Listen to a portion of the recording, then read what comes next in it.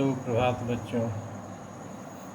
मैं आज मुखलाल संस्कृत उपशास्त्री महाविद्यालय बंधु छपरा भोजपुर से आप सबों को ऑनलाइन क्लास के माध्यम से आकारांश संज्ञाएं तथा पुल्लिंग से स्त्रीलिंग बनाने के नियम और प्रत्यय के बारे में आप सबों को जानकारी देने जा रहा हूँ। आकारांश संज्ञाएं कौन कौन है? पिछले क्लास में भी लिंग निर्णय के कुछ सरल सूत्र आप लोगों को बताया गया था। उससे आगे आज आकारांश संज्ञाएं के बारे में बता रहे हैं। तो आकारांश संज्ञाएं कौन कौन है? आकारांश संज्ञाएं हैं कामना, कामनाएं, इच्छा, इच्छाएं, दिशा, दिशाएं, वार्ता, वार्ताएं, टीका, टीकाएं, परीक्षा, परीक्षाएं इत्यादि। आकारांश जो संज्ञा आकारांश जो भाववाचक संज्ञा होता है वह हमेशा स्त्रीलिंग होता है। जैसे कौन? जैसे माया, लज्जा, दया, कृपा, यह सब आकारांश भाववाचक संज्ञा है। हमेशा जब भी होगा स्त्रीलिंग ही होगा।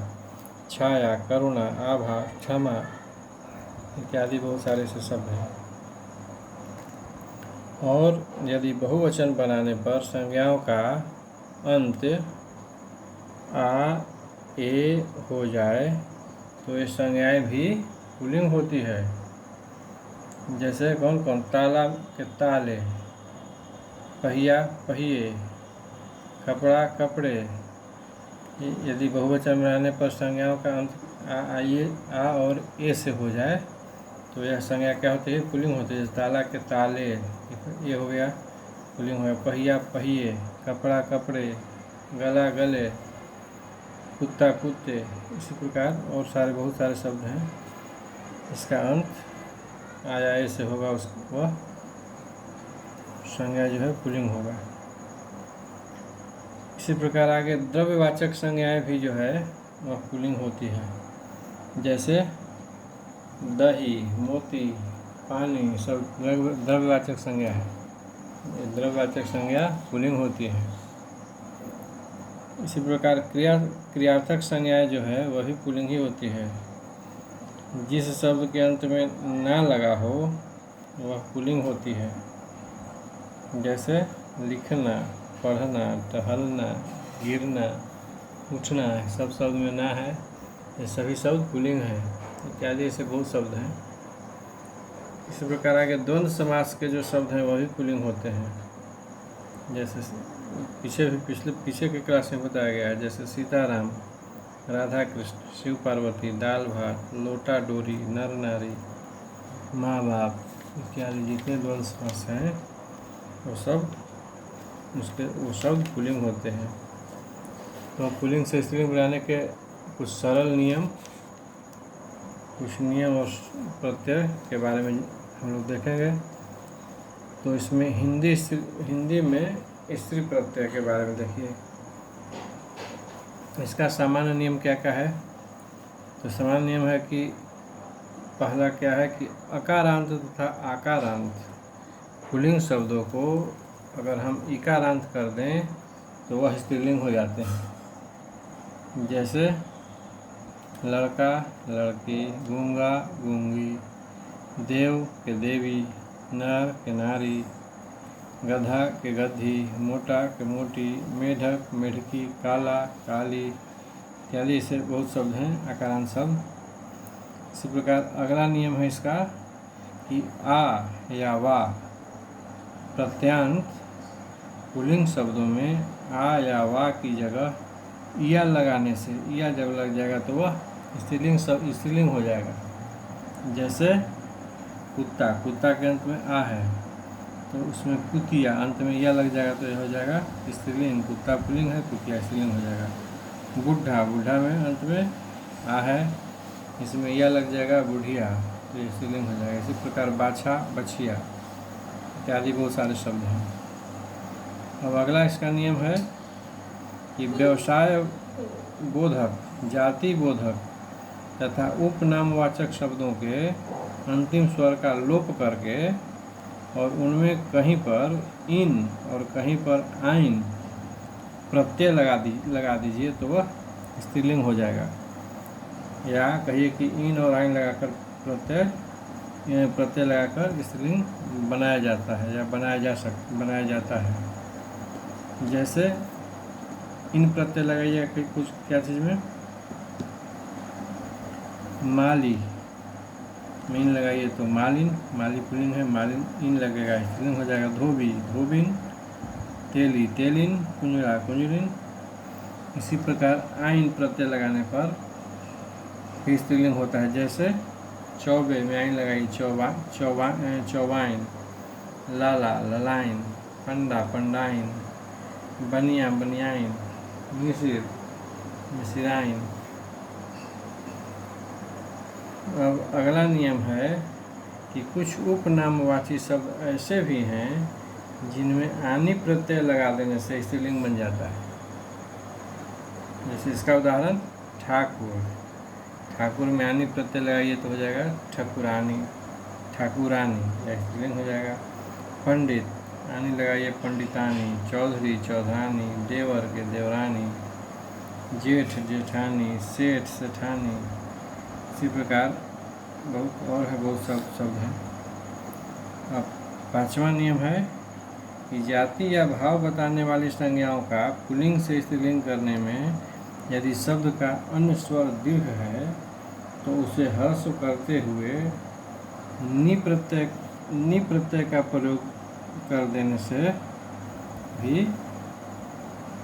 यह स्त्रीलिंग हो जाएगा। जैसे स्यार के हो जाएगा स्यारणी, हिंदू हिंदुनी, ऊंट ऊँटनी, हाथी हथनी।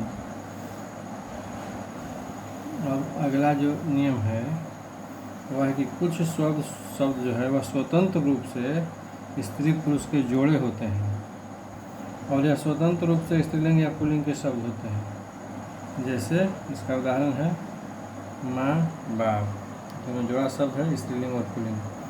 राजा रानी, मर्द औरत, पुत्र कन्या, भाई बहन, पुरुष स्त्री, गाय बैल, वर वधू, बेटी दामाद, साहब मेम, माता पिता, बेटा पतोहू आदि ये सब उदाहरण हैं।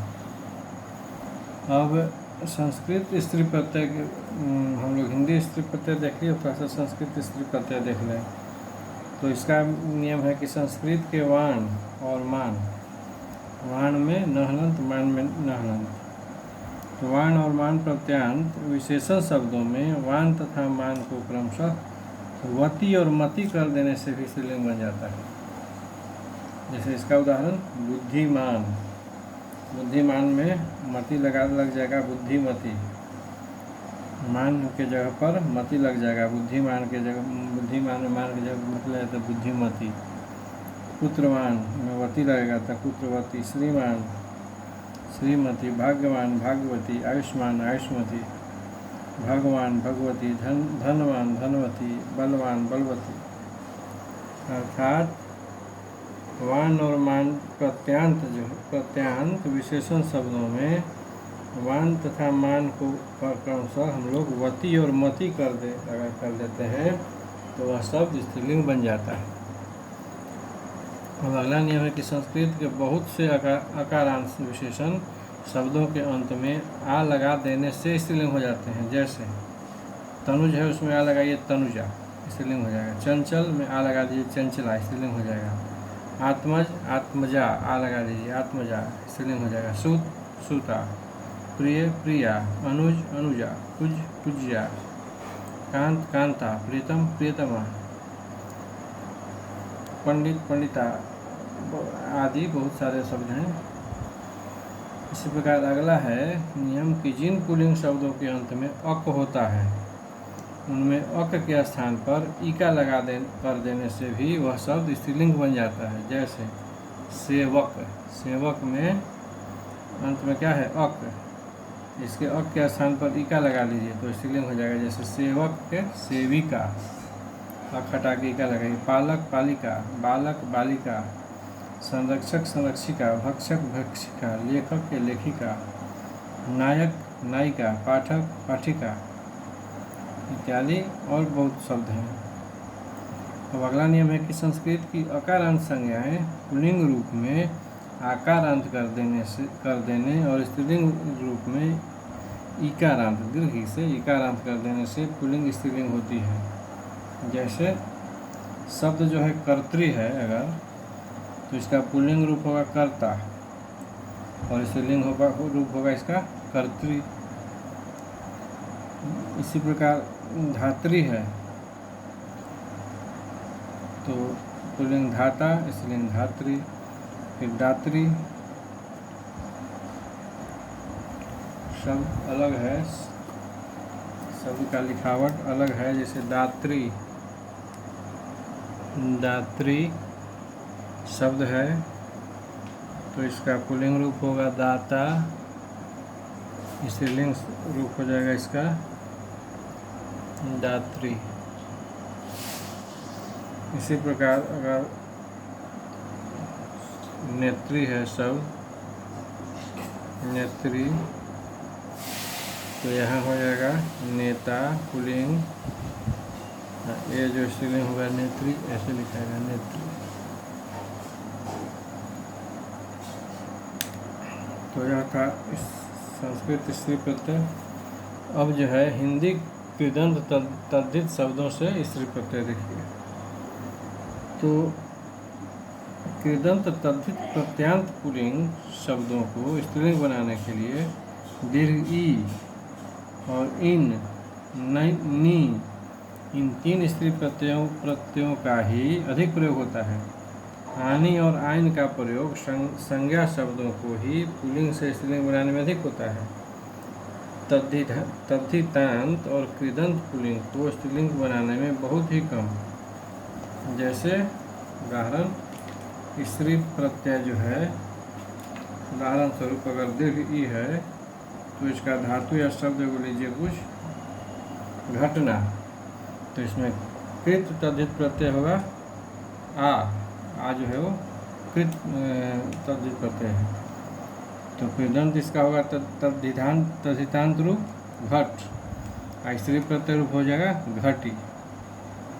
इसी प्रकार इन अगर स्त्री प्रत्यय है तो शब्द लीजिए इसका पीना, तो इसका कृत तद्धित प्रत्यय हो जाएगा अकड़, कृत तद्धित प्रत्यय माने अकड़ हो जाएगा। कृदंत इसका तद्धितांत रूप हो जाएगा अकड़ का पियक्कड़, स्त्री प्रत्यय रूप हो जाएगा पियक्कड़िन।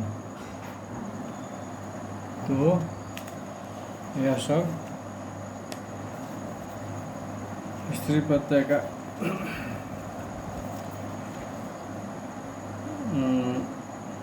कृदंत तद्धित शब्दों से स्त्री प्रत्यय का उदाहरण है। जैसे नी अगर स्त्री प्रत्यय है तो इसका धातु या शब्द इसका हो जाएगा घटना, तो इसका कृत तद्धित प्रत्यय होगा और जो है और लीजिए अकृत होगा, तो इसका कृदंत तद्धांत रूप हो जाएगा घट, घटना के घट, और स्त्री प्रत्यय हो जाएगा घटनी। इसी प्रकार आइन का शब्द लीजिए बुझना, इसका कृत हो जाएगा अक्कड़, तो कृदंत हो जाएगा इसका तद्धांत रूप हो जाएगा बुझक्कड़, स्त्री प्रत्यय रूप हो जाएगा बुझक्कड़ाइन।